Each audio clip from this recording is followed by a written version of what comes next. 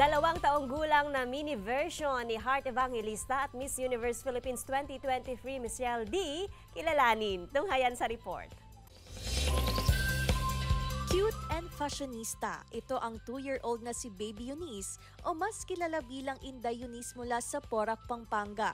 Gamit ang mga pinagtagpi-tagping tela at mga kagamitan na makikita sa bahay ni Mama Rochelle, nagtatransform si Inday Eunice bilang Mulawin, Orduha at Jezebel.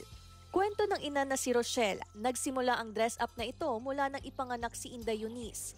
Kada buwan, nagpo-post ng picture ang ina gamit ang mga DIY costumes ng anak hanggang sa mag-trending at naisipan nila itong i-vlog para i-share sa kanyang mga kapwa mommies. Maraming na-inspire, kaya na-inspire din po ako sa kanila na gumawa pa ng more DIY costume. Fun favorite sa mga ginaya ni Inday Eunice, ang golden casual dress at golden utensils outfit na sinuot ng fashion icon na si Heart Evangelista. Hindi rin mawawala sa listahan ang recent version ni Inday Eunice sa national costume ni Miss Universe Philippines 2023 na si Michelle D.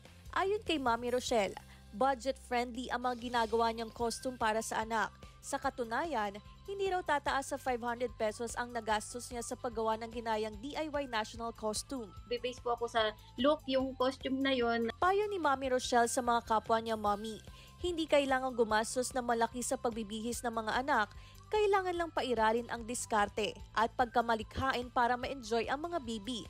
Claire Lacanilaw para sa Mornings with Jimmy Regional TV.